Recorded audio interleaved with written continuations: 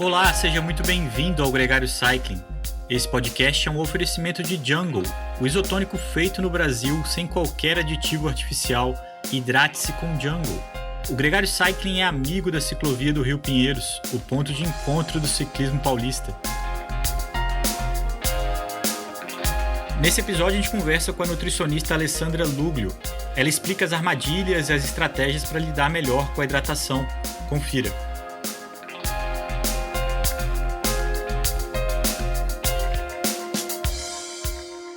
Alessandra, muito bem-vinda ao Gregário Cycling. É um prazer ter você aqui com a gente. Obrigada, meninas. O prazer é meu de trocar com vocês e bater esse papo. Alessandra, por que grande parte dos suplementos e essa indústria amadureceu e tem um valor inestimável, mas linhas mais tradicionais ficam muito longe do que a gente possa considerar divertido de comer, de se alimentar? E tem muito mais gosto de remédio, é uma coisa que você faz força e você só usa porque precisa. Mas tem produtos como a Jungle que vão para uma linha diferente. Mas por que no passado foi esse caminho? Eu acho ótima a sua colocação, porque basicamente a indústria de suplementos alimentares, ela nasceu dentro da indústria farmacêutica. É um derivado da indústria farmacêutica. Estrutura farmacêutica, entendeu o nicho de mercado, entendeu porque normalmente lá atrás os primeiros suplementos alimentares que surgiram para a área esportiva eram aminoácidos isolados, eram, por exemplo, creatina, os aminoácidos de cadeia média, de cadeia ramificada, como os BCAAs, as proteínas em pó isoladas, né?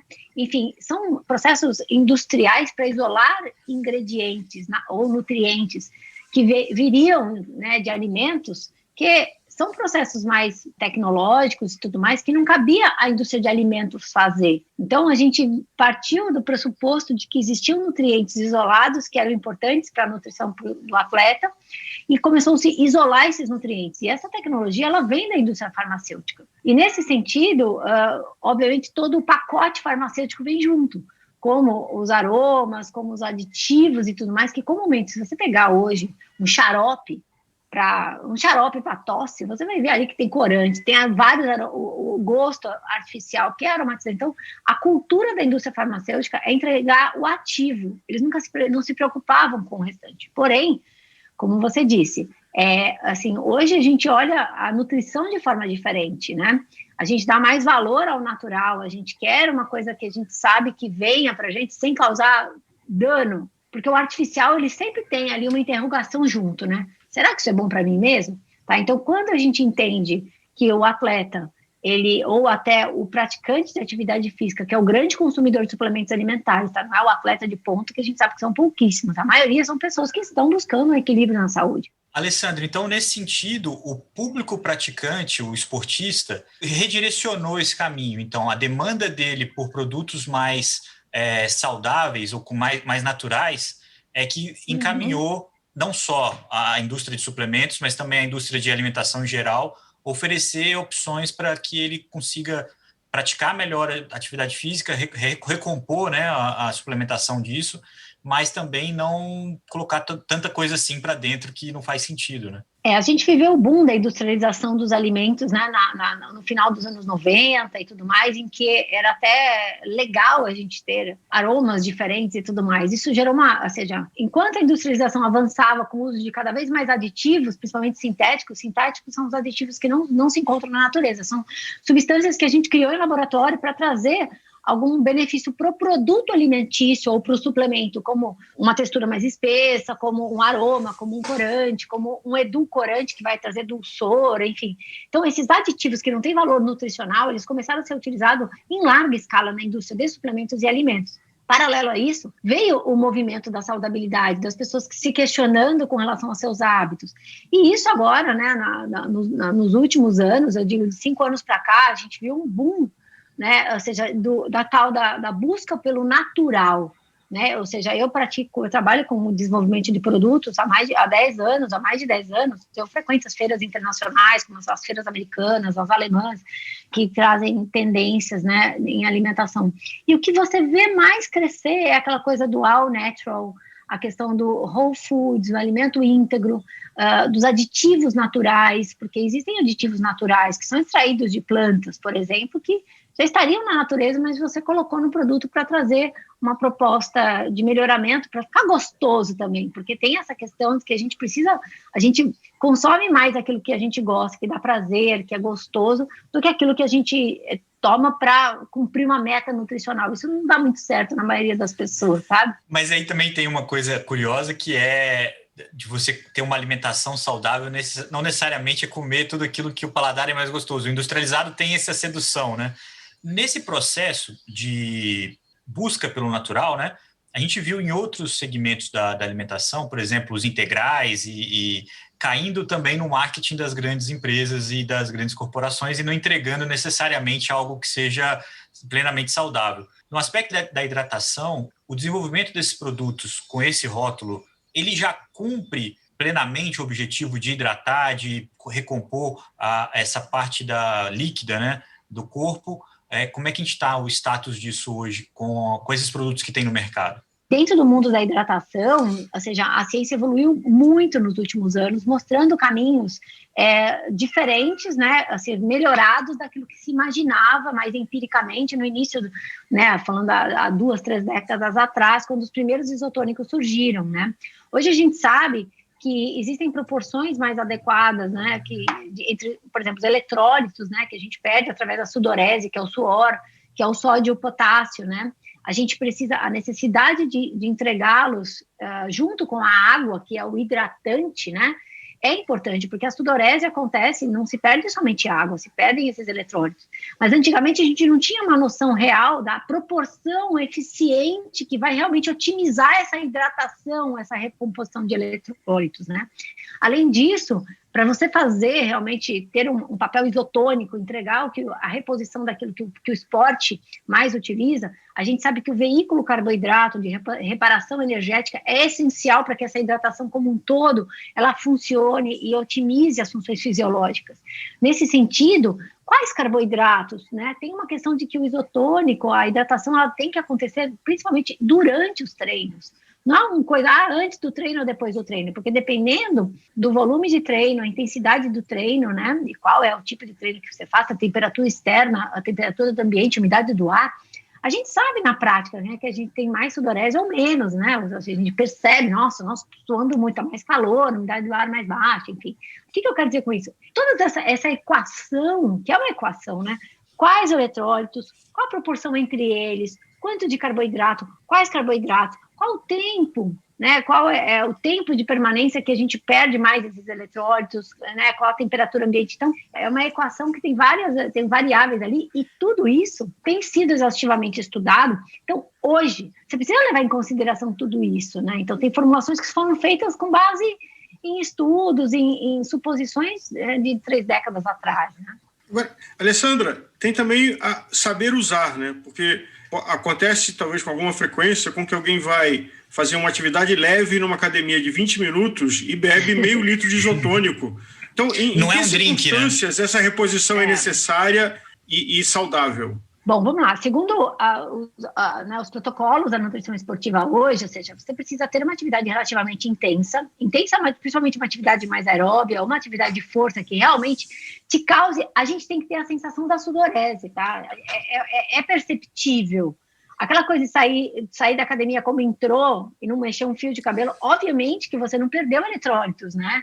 É uma coisa que a nossa percepção traz. Mas, uma vez, é uma atividade que aumenta a termogênese, isso vai fazendo troca de calor, e com isso a gente vai criando, vai perdendo eletrólitos, com líquidos também, tá? Que se estenda por mais de 40 minutos, aí já se tem uma necessidade de pensar em hidratação e reposição de eletrólito, tá? E, obviamente, é uma questão de compensação de perda, gente. Se não perdeu, não precisa compensar. Mas, por outro lado, por exemplo, é importante dizer que a perda de eletrólito não acontece só no esporte. Por exemplo, tá? Um final de semana no Rio, 40 graus, você fica o dia inteiro na praia, sentada lá, ouvindo música e tomando sol, perdendo, né, suando, sudorese e tudo mais. Essa pessoa também pode se desidratar, perder eletrólitos, e teria total indicação do uso de um isotônico. Então, é importante dizer que a reposição de eletrólitos está relacionada à perda de eletrólitos.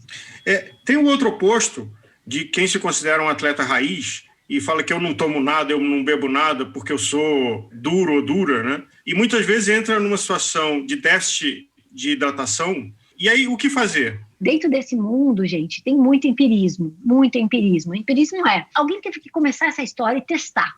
E existe uma questão que é a adaptação fisiológica também, tá? Quando seu corpo vai se adaptando, por exemplo, tem gente que não come nada e treina horas. É bom? Depende. Mas não aconteceu, estou vivo. Sim, estar vivo não significa que seja a melhor estratégia que você possa ter, tá? Então, ou seja, o que eu quero dizer, a gente estudando hoje sabe otimizar a performance esportiva e garantir segurança no esporte através da reposição e de uma nutrição adequada. Você pode fazer totalmente errado e dar certo? Dá certo no sentido de você não morrer, no sentido de você completar uma prova, super pode dar, porque você se adapta a isso, ainda mais quando você é treinador, está há tempos trabalhando, né, empiricamente lá. Eu tenho atletas de altíssimo rendimento, ultramaratonistas, correm 100 quilômetros e só tomam refrigerante, que é super característico em provas de endurance, de ultramaratona.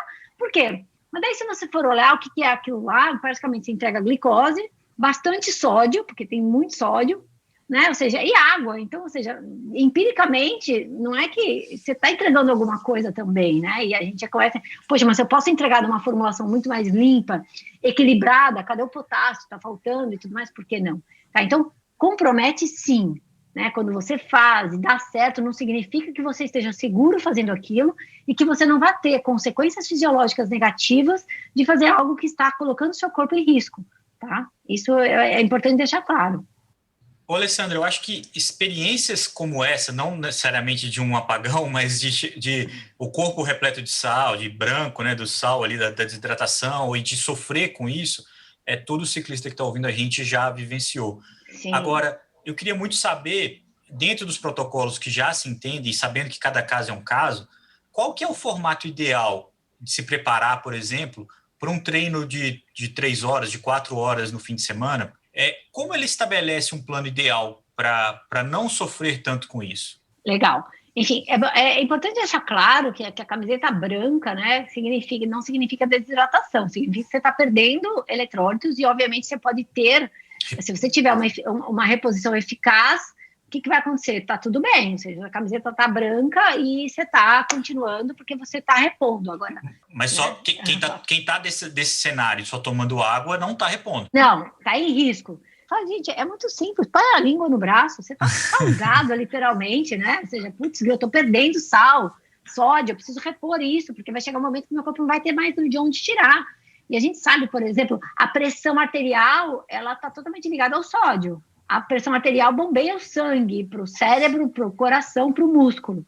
Se você perde sódio, você mexe nessa bomba, essa bomba de circulação e você pode alterar seus movimentos, seu movimento cardíaco, isso tudo é muito sério. Tá? Então, como se preparar? Chega o dia da prova, tá? O sábado de manhã eu vou correr 100K. Vou pedalar 100K, como você disse. Tá? Você tem que vir hidratado de quinta, de sexta-feira. Todo sinal de sede, mesmo no repouso, é sinal já de que já se está desequilibrando a questão da hidratação. Então, não sentir sede. Se policiar para que se beba água ao longo do tempo. No dia anterior à prova ou ao treino longo, é importante que se tenha o consumo de sódio e potássio, que são os principais minerais que a gente perde na sudorese. A alimentação pode suprir? Sim. Por exemplo, você usando o sal de cozinha adequadamente, né, através dos alimentos, você está repouso, você está entregando sódio para o seu corpo. Tá? Frutas, verduras e legumes são as maiores fontes de potássio que a gente tem. Tá? Frutas e vegetais. Então, ter uma dieta rica e abundante em frutas, verduras e legumes também vai garantir que os seus níveis de sódio e potássio estejam ok, para você chegar no dia da sua prova com estoque disso. Tá? Agora, por que não já, no dia anterior, tomar de 1 a 2 garrafas de isotônico, que você já vai garantir que, ou seja, seus níveis, por conta de treinos anteriores ou por conta da sua alimentação não estão garantidos de sódio e potássio, você vai no dia anterior, normalmente as saídas para o pedal são muito cedo de manhã. Então, no dia anterior, você já toma 1 ou 2 garrafinhas, né? 1 ou 2 por quê, gente? Porque dificilmente, num papo que nem o nosso, eu consigo chegar na necessidade individual de cada um. Então, entre 1 e 2, não mais do que isso. E aí você vai para a prova. E numa prova longa, você não necessariamente, se você fez uma boa refeição anterior, que tenha frutas, por exemplo, e tenha alguma coisa salgada, tipo um pão com manteiga, vamos pensar assim, você está entregando sódio e potássio, tá? Aí você foi para o seu treino. Eu não gosto de pensar em não entregar eletrólitos num pedal com mais de 45 minutos. Então, ou seja, trabalho com uma refeição pré-treino, uma garrafinha de isotônico com 40 a 45 minutos e assim sucessivamente a cada 40 minutos. Isso vai depender do que você vai usar também de estratégia de suplementação de carboidratos, que vai precisar acontecer também, se é um gel, se é uma fruta, uma bananinha passa, uma tâmara, se é, né, um carboidrato em pó que você vai colocar na caramanhola, na garrafinha, enfim. Se entender se isso já vem com alguns eletrólitos, se eu estou optando, por exemplo, para comer banana passa, eu vou ter uma entrega de potássio interessante, tá? Então, tem que se entender tudo isso. E, Alessandra, falando de água, qual é o consumo, de novo, estamos aqui falando genericamente e o nosso ouvinte pode ter diferentes características, mas qual é o consumo recomendado diário de água? Também, mais uma vez, eu gosto muito, eu adoro a palavra depende, né? Porque ou seja, é muito necessário que a gente fale depende. Quando eu estou falando para o meu paciente na mesa do consultório, direcionado a ele, eu não posso falar depende, porque eu tenho que entender fisiologicamente como funciona. Mas quando eu falo para um público que eu não sei quem é, eu preciso falar depende, tá? Então, ou seja, pensando aí num adulto, né? Hoje, para a gente poder fazer cálculos nutricionais, a gente usa como exemplo um homem de 70 quilos que consome em torno de 2.000 calorias e vive uma vida, entre aspas, normal, sem se expor, né, demais a coisas que mudam as suas necessidades nutricionais.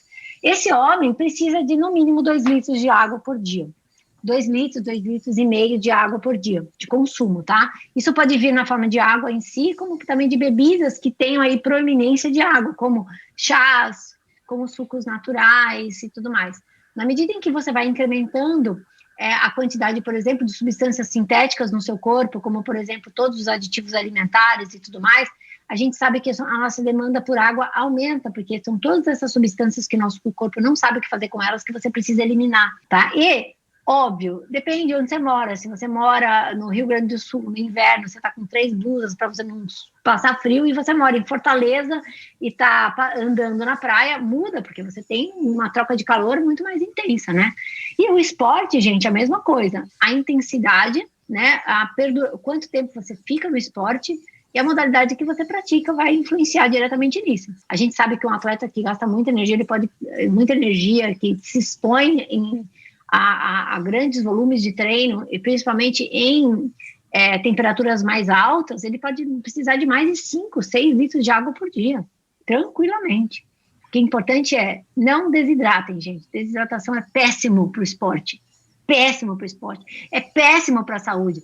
É péssimo para a beleza. Eu sei que tem muita mulher que está escutando aí, que vai falar assim, mas eu ouvi falar que correr envelhece. Não, correr desnutrido que envelhece. Né? Porque, óbvio, você perde água, você vai perder a pele, basicamente mais de 75% da pele é água. É importante para o corpo, para a beleza, para a saúde mental também, enfim, para tudo isso. Alessandra, nessa aula que você está dando para nós e para o nosso ouvinte, o que a gente pode esperar que venha por aí para o nosso consumo? Ótimo. Eu vejo que, assim, a gente está no momento agora da nutrição esportiva, principalmente, né, de quebrar mito, sabe? De falar de comprovar que determinadas substâncias não funcionam. Tá? Hoje você tem, por exemplo, o Comitê Olímpico Internacional, junto com a Sports Nutrition Society e SSN, eles têm publicações de protocolos de eficácia de suplementos alimentares, né? Isso vai meio que, né, mudando. Tem componentes, por exemplo, que estavam sem evidências, que passaram a ter evidências medianas. Tem componentes que estavam em evidências medianas, que passaram para evidências reais.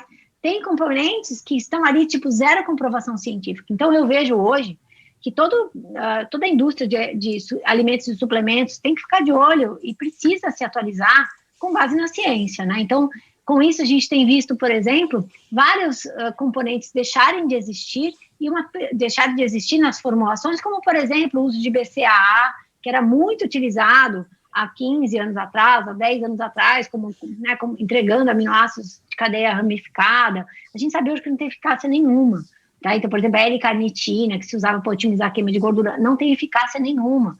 Tá? Então, ou seja, ainda existem produtos que têm esses componentes, porque as pessoas elas investem no marketing daquilo que se acha, não daquilo que se sabe realmente. O que eu vejo em termos de tendência é que esses componentes que não funcionam realmente começam a sair do mundo da nutrição esportiva e começam-se hoje a entender essa interação sinérgica de nutrientes. A gente sabe que isolar demais nutrientes, talvez, ou seja, por mais que a gente saiba a função desse nutriente, mas ele isolado, ele não cumpre a mesma função. Então, normalmente, a gente tem visto essa coisa do natural crescer muito dentro da suplementação, tá? Então, trazer aí as matrizes alimentares, o ingrediente mais íntegro, entregando esse nutriente junto com outros nutrientes que vão aumentar a biodisponibilidade. Tem um ditado que a gente usa assim, você não é o que você come, você é o que você absorve, tá? E a gente sabe que é muito importante, não adianta nada, você for entregar lá, consumi 1 grama de vitamina C. Cara, você vai absorver isso, não tem funcionalidade, não adianta o mais ali, tá? Então, eu acho que formulações mais verdadeiras, mais limpas, o consumidor, de uma forma geral, ele tem aversão a sabores muito intensos artificiais, a colorações fosforescentes, né? Por exemplo, você vê bebidas isotônicas aí que brilham no escuro, inclusive, né? Isso a gente traz aí, eu mesma, isso foi uma coisa que eu deixei de usar isotônico lá atrás, eu não prescrevi para meus atletas, a gente usava cápsula de sal e tudo mais, mas perdia a sensação do frescor, que é gostoso tomar uma bebida isotônica quando você realmente precisa, parece que o corpo suga, né? Mas, gente, trazendo ali fosforescente, brilhando no escuro e fazendo e com sabores muito fortes, isso cria uma intolerância do atleta e das pessoas. Então, dentro do mundo do suplemento, a gente tem visto cada vez mais o uso de aromas naturais, né, de alimentos íntegros. Então, eu vejo esse caminho surgindo, né, de formulações muito mais eficazes, que combinam aquilo que realmente funciona, né, em sabores, em ofertas de ingredientes mais naturais. Tá? Porque, mais uma vez, né? Eu trabalho com nutrição há 25 anos e hoje eu sigo uma dieta whole food plant-based, né? Eu como praticamente, eu sou vegana, não como nada de origem animal por conta das evidências científicas e também por conta das minhas ideologias, mas cada vez mais a gente vê uma procura, tanto você vê hoje grandes atletas do planeta se colocando ali que seguem uma dieta plant-based. Por quê, gente? Porque otimiza a funcionalidade do corpo. Você entrega real aquilo que sinergicamente faz com que seu corpo funcione melhor. Você deixa de sobrecarregar o seu corpo com coisa que não precisa, tá? Então, coisas que não precisam, não é uma coisa, tudo bem, não precisa, mas não é efeito placebo, tem sobrecarga. Nosso corpo não é uma peneira que vai passando, ele vai ter que manipular essas sobrecargas. E a gente sabe hoje, cientificamente, que consumir além do que nós precisamos de qualquer coisa causa malefícios. E a gente tem que pensar nos danos a médio e a longo prazo. Não, tem coisas que não tem, pontualmente a gente não sente. Tá? Então eu vejo que mais vegetais, mais natural, porque isso é o back to basic. É aquilo que deu certo lá atrás, né? E que de repente a gente quis tecnologicamente isolar demais, fazer demais, e a gente começou a ver que voltando para o básico, a gente consegue melhores efeitos. Só que esse básico pode ter tecnologia, pode ter... A indústria pode trabalhar no básico, não é que o básico é ir na feira livre, sair lá com a cestona, com as coisas, andar com o coco, né, na mochila lá, imagina o ultramaratonista com 4 cocos atrás, porque é natural. Não, se espelha na natureza, coloca tecnologia e coloca praticidade, entrega a natureza, entre aspas, empacotada ou engarrafada, de uma forma mais segura e mais eficaz. Eu vejo, essa é a grande tendência que eu vejo no mundo de suplementação e alimentação. Ô, Alessandro, eu acho que a gente teve uma grande aula aqui, acho que a gente podia ficar falando até muito mais horas. O problema é que a gente precisa se hidratar um pouco. É isso aí, ó. Por enquanto que eu tô dentro de casa, eu vou na água, sabe? Beleza. Mas, de qualquer forma, muito obrigado. Acho que foi uma grande conversa e um grande aprendizado aqui hoje com você, falando sobre hidratação e sobre essa relação com o esporte, né? E assim, abrir os horizontes da galera para que se preocupem com realmente aquilo que precisa se preocupar, né? Eu acho que dentro do... E tentar, ou seja, um recado aí para a galera do esporte, que eu tanto amo, que a maioria dos meus amigos, é tentar se basear aí em fatos reais, comprovados, assim, saber que a ciência está em evolução, que mesmo nós que somos profissionais de saúde, a gente tem que ter a humildade de dizer, olha, não é mais assim, eu não mais prescrevo tal coisa, a gente mudou a conduta.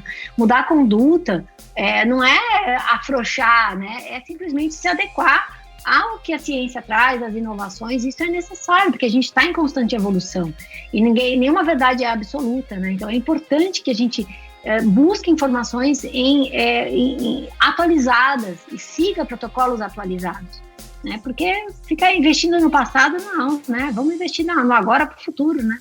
Então, hidratado e avante.